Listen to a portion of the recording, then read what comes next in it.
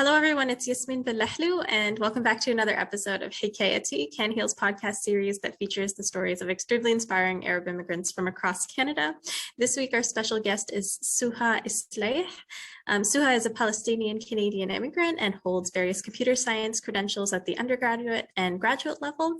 More recently, she's co-founded My Code Club, a program where kids and youth are taught coding and robotics. So welcome, Suha. I'm so excited to have you on our podcast. Thank you very much for inviting me, Yasmin. And it's really nice to also meet you. Oh, thank you so much. All right, so let's get right into the questions because I know our audience is super excited to hear about you given your different experience, your unique work and educational experience. So first off, what are some things you faced growing up that contributed to your unique identity or success in the field you're currently in?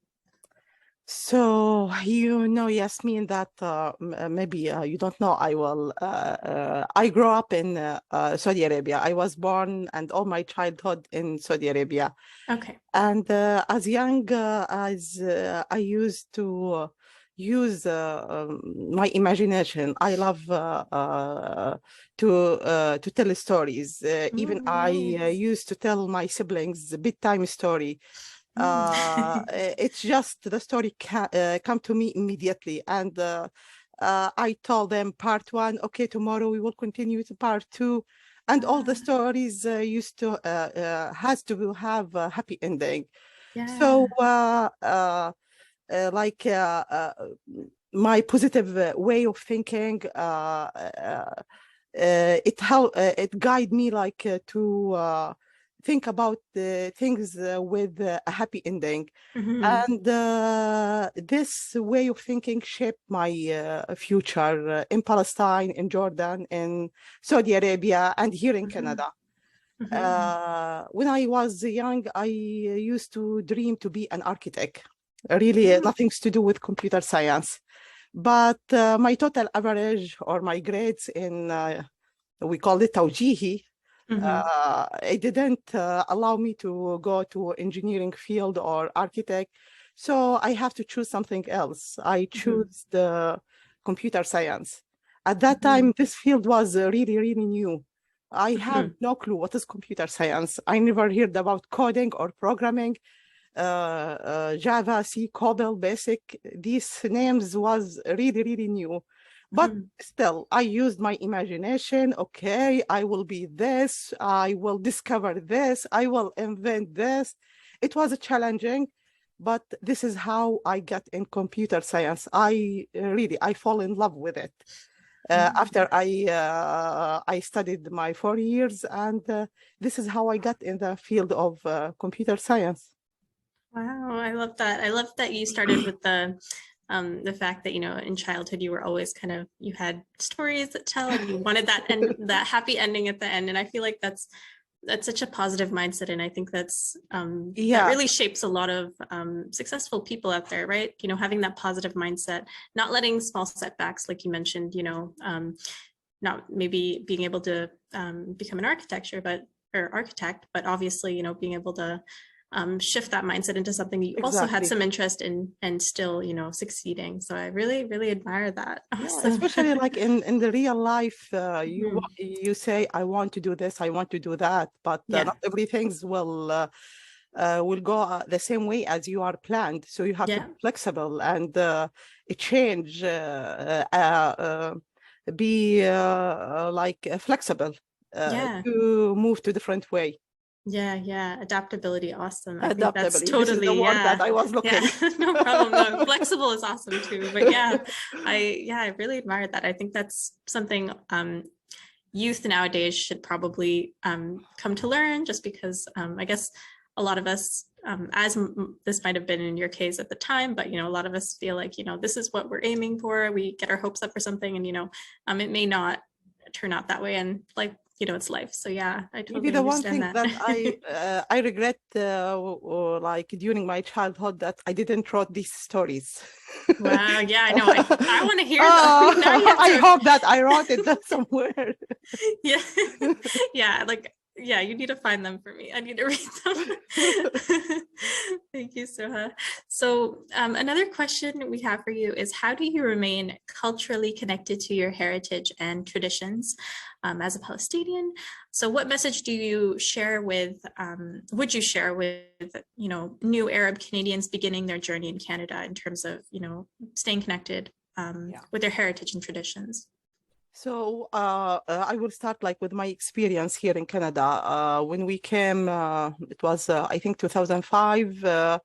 I had three kids. The youngest one was 7 months old, and the oldest one was in grade 3. So really, like we used to go, like for example, Friday prayer.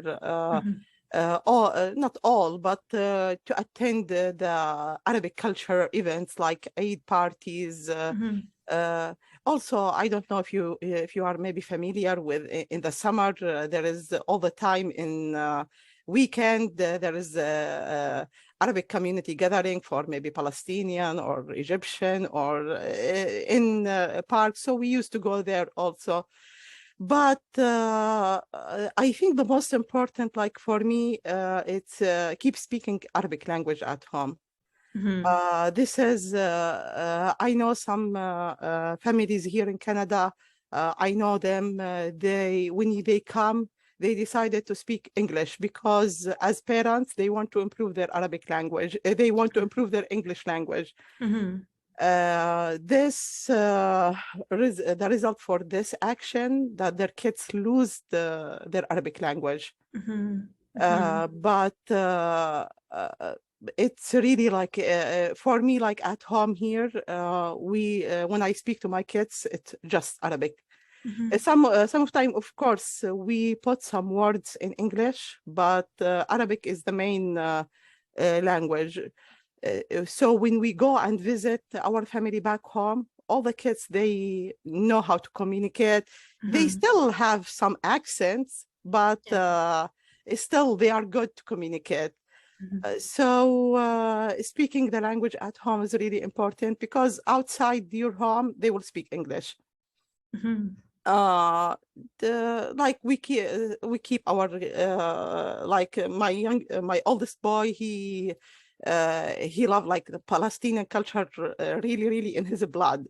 So he buy clothes, hatta, kufiya, and they all, my three boys, they participate in dabke.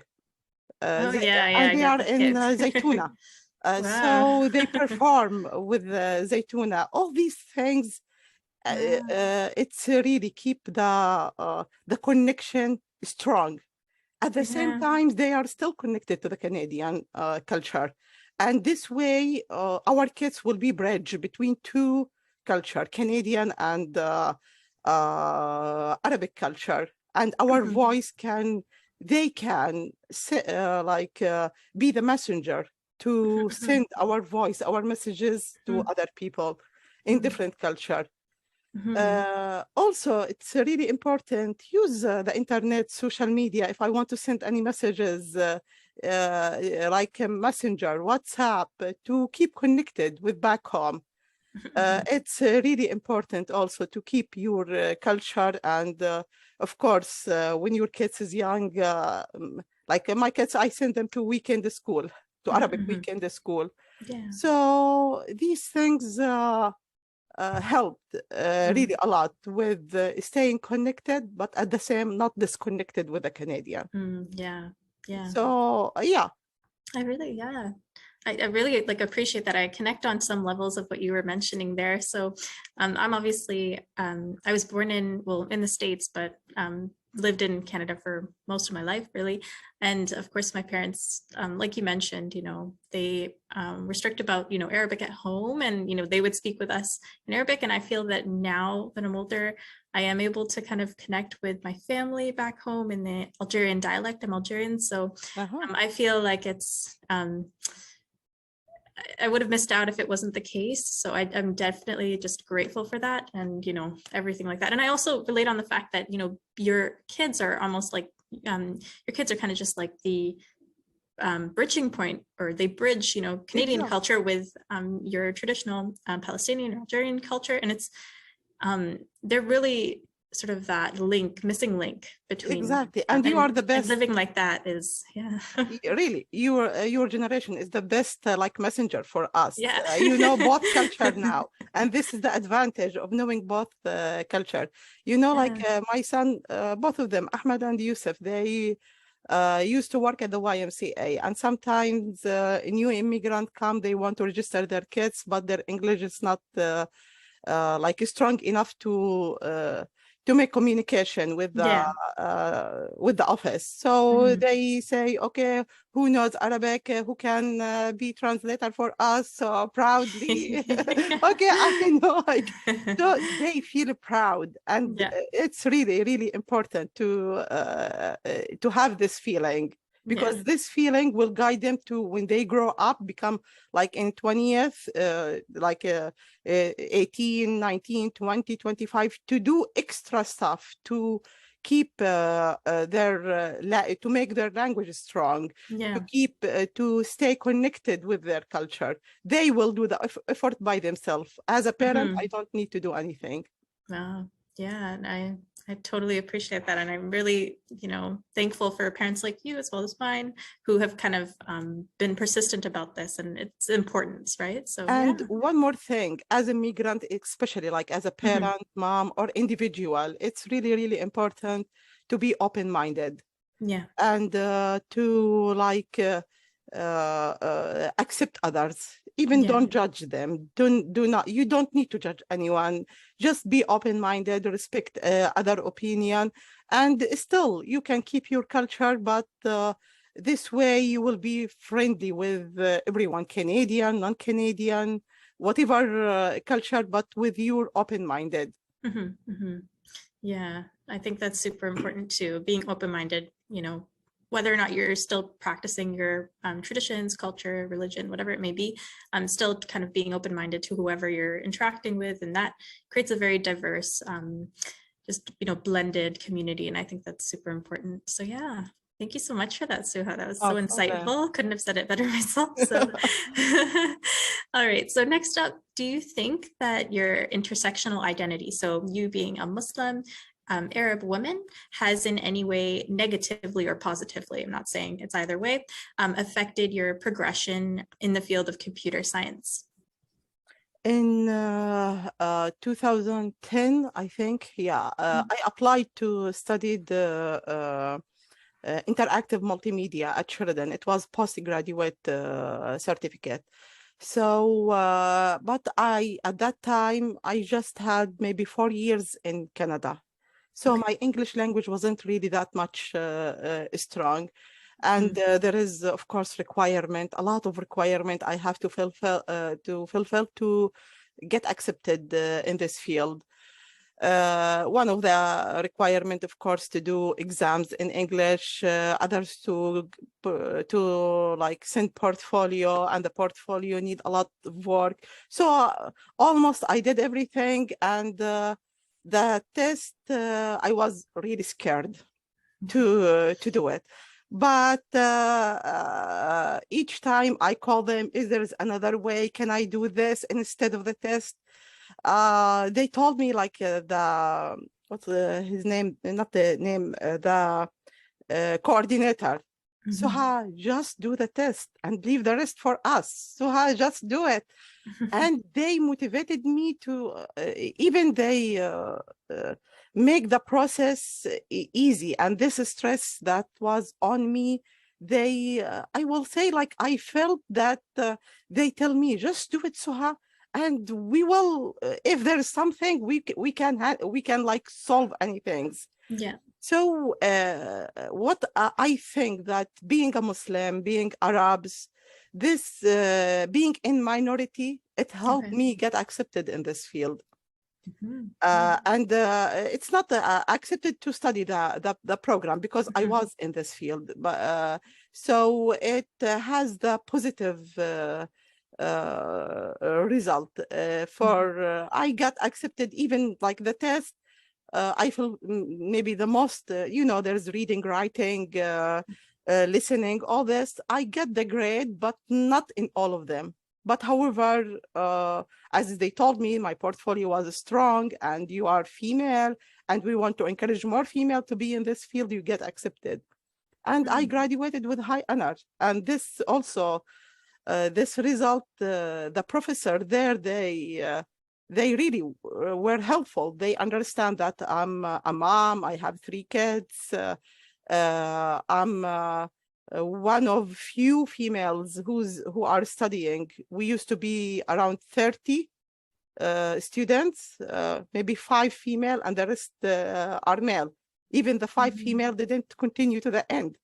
Wow. So yeah, and after I graduated, they helped me also get job at Sheridan College. So I worked. It was not easy, but I think things was really good. Maybe the challenge that I faced, that the field that I'm in is almost dominated by male. Okay. So working in this field at the beginning was not really comfortable for me, but by time you have to change again your way of thinking. Yeah. Yeah, I'm actually quite surprised, I suppose, about the fact that you found it mainly sort of like a positive experience. Although, like, you know, I was not assuming anything, but you know, like I know a lot of, I guess, women in, I guess, possessing your same intersectional identity, having like a lot of challenges with it, you know, maybe feeling like they are the minority and therefore not being accepted or whatever it may be. But I'm really, really glad that Trinidad College, was it? Or Yeah, I'm not sure. College. Yeah, that they were super supportive about, you know, your identity and the fact that you're a minority and just helping you get through that. I'm honestly so proud of them for that. Yeah, and I remember. I hope that like, they continue to. So yeah. I don't know. I remember one time we were working in a group project, even the students. Yeah. And I will say the language was challenging, especially the language that they spoke, the student. They all young. I was at that time maybe 35 and the student in 20-ish, 25, 26, 23. So when they speak to each other, sometimes, okay, I'm just a listener. I understand something, but I don't. So while we are in the group, there was another female with us, but she never show up. So I was trying to like give her excuse. She might be busy. She might be. So the student, what they said to me, look at you. You are more busy than her. So look at you. You are here. You are trying your best. So their words really motivated me. So I can see that they are seeing my effort that I'm putting in being with them. Communicating with them is not easy, but they are respecting this effort. It was really with all, Yasmin, there is a lot of challenge. Don't think it was an easy road. No. It wasn't an easy road. But no, they empower. There was a lot of empowerment.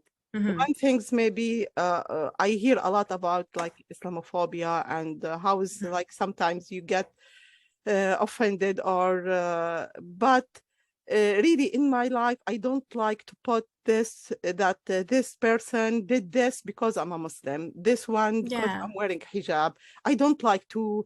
I'm trying all the time give another excuse, another reason why he or she did that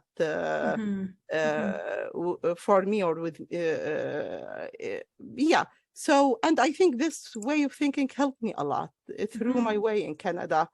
Again, positive thinking.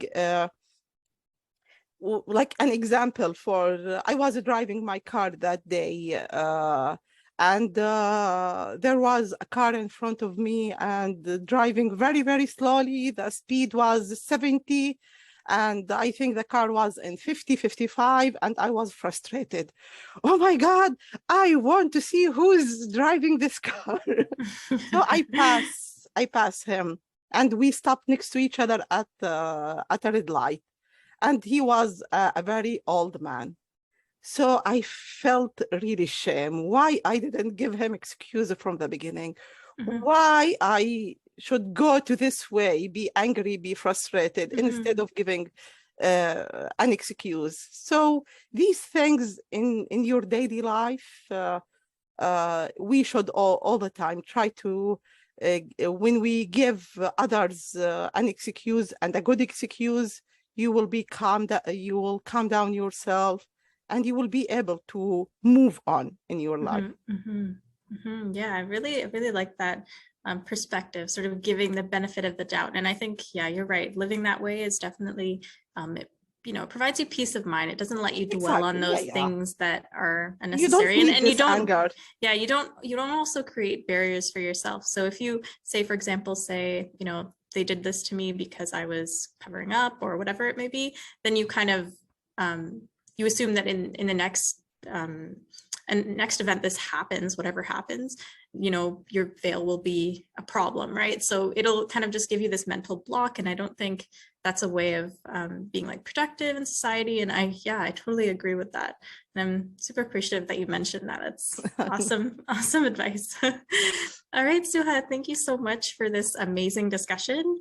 And thank you so much for sharing your story or your hikayah with us all. And it was honestly such an honor. So thank you, everyone, the audience, for watching, and stay tuned for next month's episode.